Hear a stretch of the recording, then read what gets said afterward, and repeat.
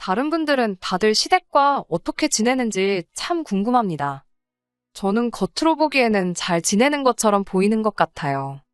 남들이 저를 보면 저희 시어머니 같은 사람이 없다고 시집 잘 갔다 속도 없는 소리를 하고 있거든요.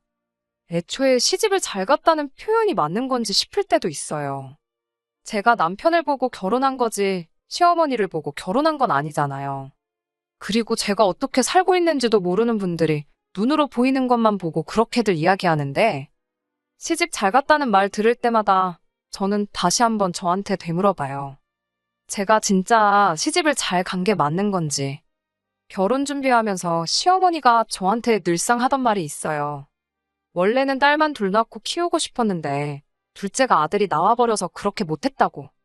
그런데 우리 며느리가 너무 예뻐서 둘째 딸 하면 좋겠다 생각이 든다며 결혼 전부터도 저를 그렇게 우리 딸하고 부르셨어요. 결혼 후에도 그 마음은 변치 않으셨고 이후에도 저를 딸내미 하고 부르거든요.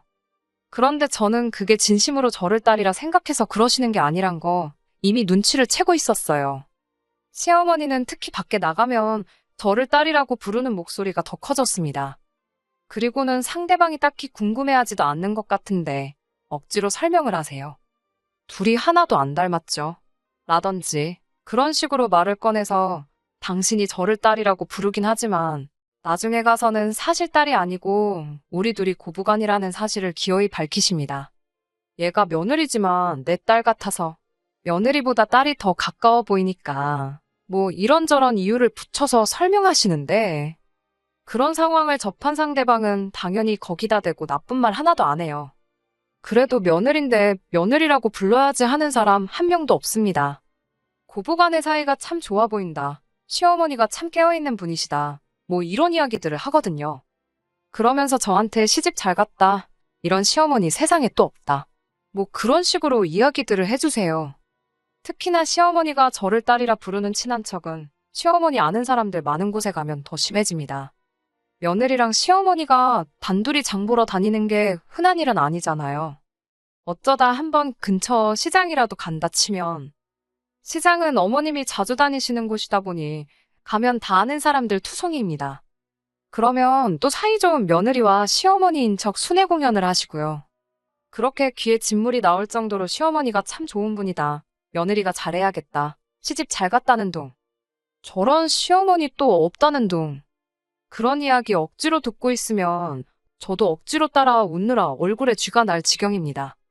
제가 너무 시작부터 안 좋은 이야기만 해서 좋은 시어머니인데 못된 며느리가 곁을 안 내주는 거다 생각하실 분들도 계시겠지만 그런 건 절대 아니에요.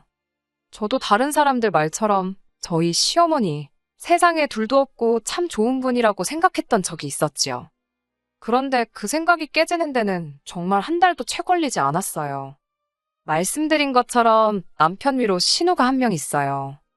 저한테는 형님이죠. 형님은 우리 시어머니의 진짜 딸이고요.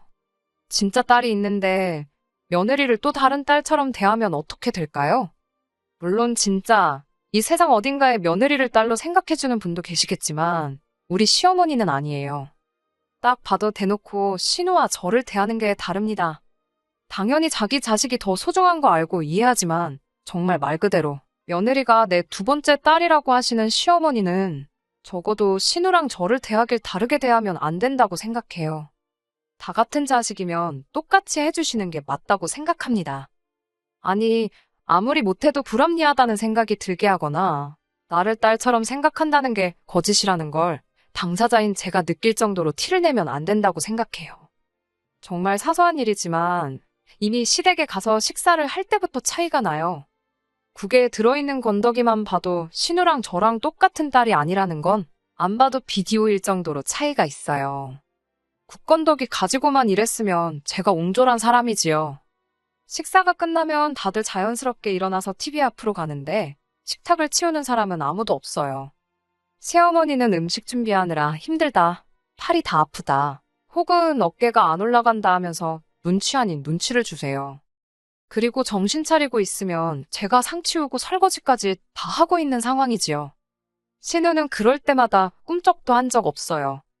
당연히 제가 할 걸 알고 있는 것처럼 먼저 자기가 하겠다는 소리를 한 적도 없었네요. 그렇다 보니 이미 시어머니가 저랑 신우를 다르게 대한다는 걸 충분히 눈치챌 수 있었지요. 그런데 그 정도가 조금씩 지나치기 시작하는 겁니다. 음식 준비도 안 시키는데 밥 얻어먹고 제가 설거지 정도 할 수 있어요.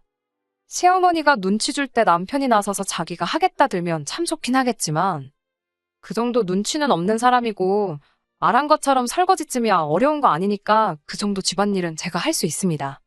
그런데 언제부터인가 그냥 틈만 나면 저보고 시댁에 와보라고 해서는 이불 빨아야 하는데 세탁기 좀 같이 돌리자. 대청소를 하고 싶은데 좀 도와달라 하면서 은근슬쩍 시댁 집안일을 저한테 떠넘기더라고요. 신우가 손이신우이지만 아직 결혼을 안 했고 시댁에서 같이 살고 있었어요. 충분히 신우가 도와줄 수 있는 일이라고 생각했는데 굳이 한 집에 사는 것도 아니고 차로 30분 거리에 살고 있는 며느리를 불러서 집안일을 시키는 이유가 뭔지 싶더라고요. 그래도 해달라는 거 다 군소리 없이 하고 그랬습니다. 그런데 호의가 계속되면 당연한 줄 안다고 했던가요? 이젠 하다못해 신우가 놀러 나간 틈에 저를 불러서 니네 언니 방이 돼지우리缸 같으니까 같이 치우자고 저를 부르더군요. 시어머니가 같이 하긴 했지만 솔직히 다른 사람 방도 아니고 신우가 쓰는 방 청소를 하면서 이게 맞나 오만 가지 생각이 다 들던 차였습니다. 그런데 안 좋은 생각이 막 떠오르던 차에 시어머니가 거기다가 쐐기를 박아주시더군요. 신우가 입다 아무렇게나 던져놓은 속옷에 양말을 빨래바구니에 모아서 들고 오시면서 그걸 저한테 넘겨주면서 이건 물에 세제 풀어서 손빨래로 해야 된다고 그 빨래를 저한테 시키더군요. 뒤집어 벗어놓은 신우 양말 뒤집고 있으니 저도 모르게 헛웃음이 나더라고요. 그리고 너무나도 어이가 없는 이 상황에 이건 아니다. 이대로 가다간 나는 이 집 둘째 딸도 아니고 며느리는커녕 식모로 평생을 살게 될 것이다. 그런 생각이 들기 시작했습니다. 시어머니가 저를 겉으로만 딸이라고 부르고 그걸 가지고 타인에게 좋은 사람인 척 연기하는 건 얼마든지 그렇게 하시라 할 수 있어요. 신우랑 먹는 거 가지고 차별하는 것도 이해할 수 있습니다. 간단한 집안일이야 언제든지 도와드릴 수 있고요. 그런데 이건 정말 도를 지나쳐도 너무 지나쳤다는 생각이 들더군요. 막말로 저를 딸같이 생각한다고 하시지만 저희 부모님 두 분 다 멀쩡히 잘 계시는데 말이에요. 친정어머니가 제가 시댁까지 불려가서 결혼도 안 한 손이신우 양말 뒤집어 손빨래하고 입던 반스까지 손빨래 해주고 있다는 소리 들으면 기분이 어떨지는 안 봐도 비디오더라고요. 그런데 제 두 번째 어머니 자리를 자처하는 시어머니가 그걸 저한테 시키고 있으니 이건 더 이상 제가 참아가지고 될 일이 아니라고 생각했어요. 콩쥐 팥쥐 이야기에서 팥쥐 엄마가 콩쥐한테 이런 거 시키잖아요. 결국 콩쥐는 잘 풀려서 행복하게 살게 되긴 하지만 저는 이미 벌써 결혼도 해버린 상태고 더 잘 풀릴 것도 없다 싶었고 선녀님이 도와주러 올 때까지 기다리다간 제가 제 명에 못 살겠다는 생각이 들어서 그냥 제가 직접 행동에 나서기로 했어요.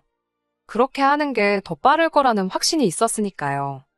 어떻게 갚아주면 좋을지 이리저리 생각을 했어요. 남편을 호달궈서 시어머니한테 똑똑히 말할까? 참을 인자 세 개면 사람도 살린다는데 착한 내가 참을까? 싫으면 싫다고 딱 잘라 말할까? 아니면 시댁에서 부를 때 갖은 변명을 대고 도망을 칠까? 사실 마음속에 답은 이미 정해져 있었던 것 같아요. 남편한테 화풀이 해봐야 저랑 남편 사이만 안 좋아지지 뭐 달라질 게 있겠나 싶더라고요. 착한 내가 참을까 하기엔 이미 참을 만큼 참아도 너무 많이 참았던 것 같았고요. 사소한 집안일 시켰던 것들 다 아무 대꾸 없이 하나씩 해나가다 보니 결국 이것도 시켜보고 저것도 시켜보고 그러다 결국엔 신우 입던 반스까지 손빨래로 빨아주게 되었잖아요. 더 참으면 나중에는 신우가 걸어다니기 귀찮다니 업고 다니라고 시키겠다 싶더라고요. 그래서 더 참는 건 안 하기로 했습니다. 시댁에서 부를 때 갖은 변명을 대고 뻐기면서 시댁을 안 가는 방법도 나쁘진 않았지만 근본적인 해결 방법은 되지 않겠더라고요. 안 가면 안 가겠지만 언제까지 안 갈 수 있는 것도 아니고 결국엔 어쩌다 한 번씩은 여전히 시어머니 대신 시댁 집안일을 하게 될 건 안 봐도 뻔한 이야기였지요. 가장 현실적인 게 싫은 건 싫다 딱 잘라 말하는 방법이었는데 이것보다 좋은 방법은 또 없겠다 싶었는데 자꾸 뭔가 한 가지 아쉬운 거예요. 말로 통할지 안 통할지야 나중 돼봐서 알긴 하겠지만 이 방법이 통하든 말든 간에 여태까지 쌓인 제 우라는 한번 터트리긴 해야겠더라고요. 그리고 제 계획을 싹 정리한 뒤 시모와 신우를 저희 집으로 초대하게 되었습니다. 이유는 간단했어요. 요즘 날씨도 비 내렸다 후덥지근했다 말도 아니니 복날도 가까운데 집에서 삼계탕이나 한 그릇씩 먹자고요. 언니랑 엄마랑 같이 오면 좋겠다고 하니까 시어머니도 좋다고 주말에 바로 오겠다고 하더라고요. 그때부터 저는 제가 잘할 수 있을까? 계획을 실행에 옮길 생각에 가슴이 다 콩닥콩닥 했어요. 그리고 결전의 날이 찾아오게 되었습니다. 시어머니랑 신우가 같이 저희 집으로 찾아왔어요. 현관문 앞에서 시어머니고 신우고 상관없이 두 사람 손만 봤습니다. 예상했지만 당연히 두 사람은 못 만났어요. 그런 두 사람 앞에 두고 제가 먼저 실망한 표정을 잔뜩 지으며 선수를 쳤습니다. 엄마, 왜 빈손으로 왔어? 하고 시어머니한테 바로 한마디 했어요. 시어머니가 흠칫하더니 너가 밥 먹자고 불렀지 않았느냐. 그런데 우리가 뭘 싸들고 왔었어야 됐냐고 하더라고요. 그런데 거기서부터 뭔가 당황했다는 게 눈에 보이기 시작하니 점점 더 자신감이 붙기 시작했어요. 그래서 저도 아랑곳하지 않고 천연덕스럽게 내가 먹자고 한 건 맞는데 삼계탕 먹고 싶다고 하지 않았냐고. 이제 시집가서 라면도 제대로 못 끓이는 내가 어떻게 삼계탕을 끓이겠냐. 당연히 엄마가 해가지고 왔어야 하는 거 아니냐고 했습니다. 당연히 엄마가 해가지고 왔어야 한다는 말이 무조건 엄마니까 해와야 한다는 뜻으로 한 말은 아니에요. 시어머니가 저를 딸이라고 부르며 편하게 대하려고 하지만 온갖 집안일은 다 저한테 떠넘기고 진짜 딸하고는 차이를 두고 있잖아요. 저라고 못할 게 뭐 어디 있겠어요. 시어머니 엄마라고 부르고 엄마처럼 편하게 대하면서 진짜 엄마한테는 안 할 행동들, 시어머니가 저랑 신우한테 하듯이 저도 똑같이 할 수 있다는 걸 보여줄 생각으로 세운 계획이었어요. 눈에는 눈, 이에는 이라고 하잖아요. 시어머니가 제 말에 어이가 없는 건지, 전혀 예상을 못해서 어떻게 나와야 할지 모르겠는 건지, 그냥 눈만 멀뚱멀뚱 저를 쳐다보고 있었어요.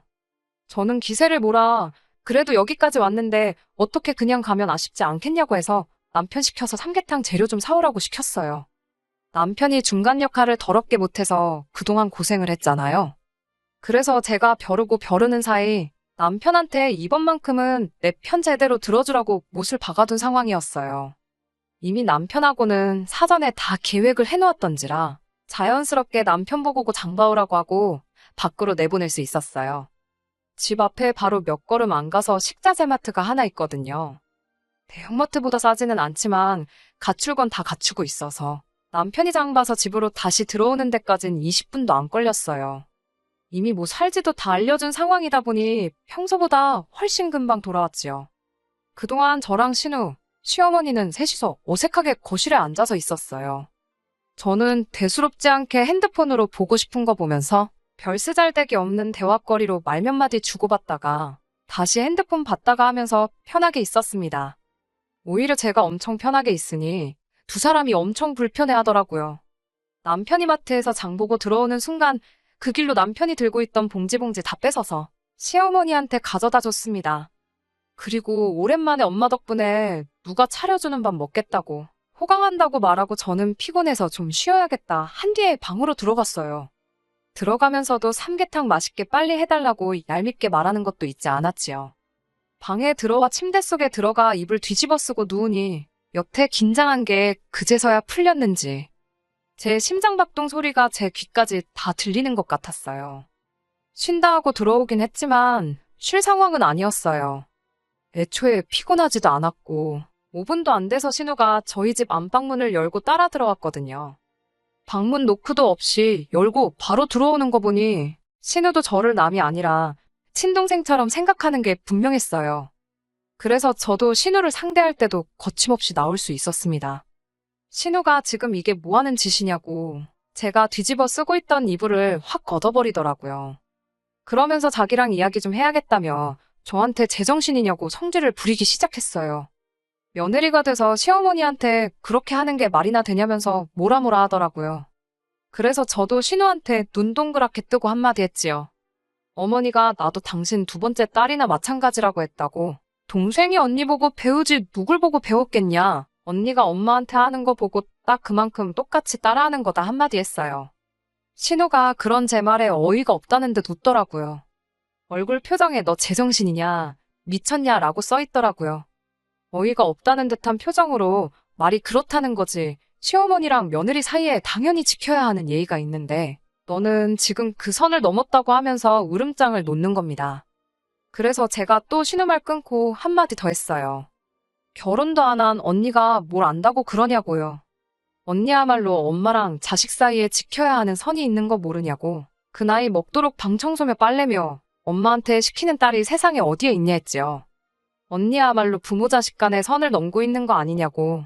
자기 일은 엄마한테 떠넘기지 말고 직접 하라고 했어요. 그게 싫으면 빨리 결혼을 해서 가정 꾸리고 잘 사는 모습 보여주던지 집에서 독립해서 나가던지 하라고요.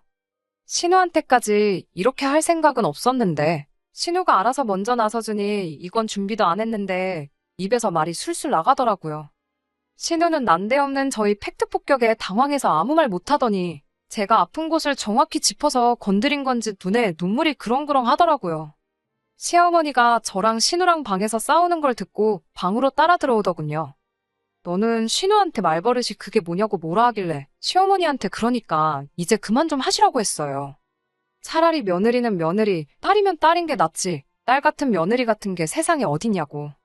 어머님이 신우랑 저랑 차별하는 건 당연하다고. 하지만 똑같이 대해줄 거 아니면 딸 같은 며느리 운운하지 말고 그냥 며느리랑 시어머니 하자고 했어요. 그리고 앞으로 시댁에 불러서 집안일 시키고 하는 건 없었으면 좋겠다고요. 저도 남편 아들 같은 사위 만드는 방법 수십 가지 알고 있는데 똑같은 사람 되기 싫어서 안 하고 있는 거라고 큰 소리 떵떵 쳤지요. 결국엔 시어머니랑 신우는 저랑 그렇게 한바탕 하고 뭐 저런 애가 다 있냐며 후다닥 집으로 돌아갔어요. 그 와중에 신우는 충격이 컸는지 코만 훌쩍거리면서 아무 말도 하지 못하고 눈물만 찔찔 짜고 있더군요. 당연한 거겠지만 시어머니는 남편이 사온 삼계탕 재료 봉지도 열어보지 않았어요. 처음부터 신우시켜서 저를 참교육해주려고 했던 것 같은데 자기 딸도 보통이 아닌데 그 딸이 역으로 당해서 눈물만 쏙 빼게 될 줄은 몰랐을 거예요. 아무튼 그렇게 저희 복수는 성공으로 끝이 났어요. 솔직히 제가 생각했던 것보다 더 난장판이었어요. 이 정도로 크게 싸웠으니 앞으로 시어머니 얼굴은 어떻게 보나 싶다가도 반대로 생각해보니 안 보고 살면 안 보고 사는 대로 저는 더 편하겠더라고요. 남편도 시어머니랑 제가 이렇게 된 건 유감이지만 솔직히 자기가 중간 역할 잘못해서 일을 더 키운 거나 마찬가지라고 제가 하고 싶은 대로 하라고 해주더라고요. 계획에 동참해주긴 했지만 마음에 캥기는 게 있어 보였는데 그래도 별다른 말 안 하고 제가 좋은 게 가장 좋은 거라며 괜찮다고 해주니 저는 살짝 안심이 되었습니다. 그렇게 아직 몇 주 안 지났는데 그 뒤로 시어머니하고는 전화 연락조차 없이 지내고 있어요. 시어머니가 남편하고 따로 연락을 주고받는지는 모르겠는데 솔직히 궁금하지도 않습니다. 말했다시피 안 보고 살면 제가 제일 편한 거 아니겠어요? 신우방 청소며 빨래는 여전히 누군가가 해줬어야 할 텐데 말이에요. 딸 같은 며느리로 사는 것보다 차라리 정신 나간 며느리로 사는 게 훨씬 나은 것 같아요. 적어도 정신 나간 며느리로 살면 필요할 때마다 불려가 집안일 해야 되고 신우 빤스까지 빨아가며 식무대접 받을 일은 없을 거 아니에요. 시어머니와 며느리라고 무조건 사이 나쁘게 지내야 한다는 법은 없습니다. 저도 일부러 이렇게 일 키운 거 아니에요. 정말 며느리를 딸처럼 여기시고 대해주시는 시어머니들도 많을 거라 생각해요. 방법이야 어떻든 진심을 다해서 사람을 대해주시면 감사할 것 같아요. 남들 눈에 며느리 딸처럼 대해주는 시어머니여 봤자 당사자인 제가 그렇게 못 느끼면 말짱 도루묵 아니겠어요? 이번 일만 가지고 시댁과 영영 등지고 지내진 않겠죠. 아마 언젠간 아무 일도 없었다는 듯 다시 잘 지내게 될 거예요. 그리고 그때가 온다면 시어머니도 신우도 제가 다 존경할 수 있는 모습을 보여준다면 참 좋겠습니다. 끝까지 들어주셔서 감사합니다. 오늘의 사연은 여기까지입니다. 구독과 좋아요, 알람 설정 부탁드리고 더 좋은 사연으로 다시 찾아뵙겠습니다. 감사합니다.